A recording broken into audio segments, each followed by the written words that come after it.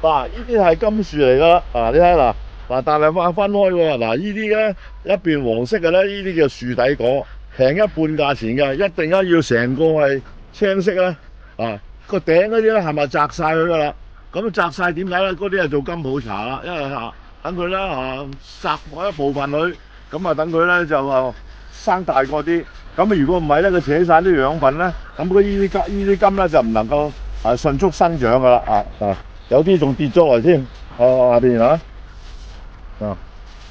啲攞嚟做果皮用噶啦，呢啲好啦，好曬啊，再去揾老細飲下茶先，採摘個小青金，咁然後咧挖咗啲肉出嚟，啲小青金咧挖咗肉出嚟之後咧，淨係剩翻個金皮喺度嘅啫。係啊，首先咧，佢哋要開咗個蓋，挖咗入邊，然之後填啲茶落去，再殺青，再放佢曬1個星期，咁再烘乾就變咗包裝包棉紙，再打禮盒。金普茶就係咁樣製作噶。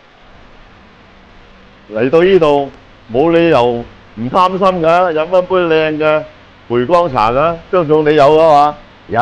OK，都講下落去，介紹下你嗰啲梅江茶我哋飲啖先啦。OK，邊飲邊傾啊。好啊，係。係啊。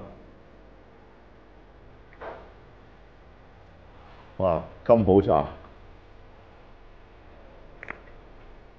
金味都好濃厚喎，個茶色好靚喎。嚟，咁樣我哋小青金興辦下佢，喺前立啊。OK。係。佢經過生曬呢度黃嘅。係嘛？個底嗰度黃啊。係啊。因為佢反轉嘅曬，所以個底係特別黃。喂，又想請教一樣嘢啦。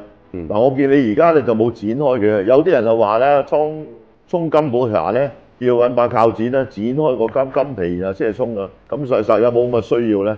我覺得完全冇呢啲需要。金普茶咧，好簡單，你咁樣沖對住啲茶葉，佢就會濃。你覺得你唔中意咁濃係嘛？你就攞個壺度撞周邊個皮，咁佢啲金味會重啲。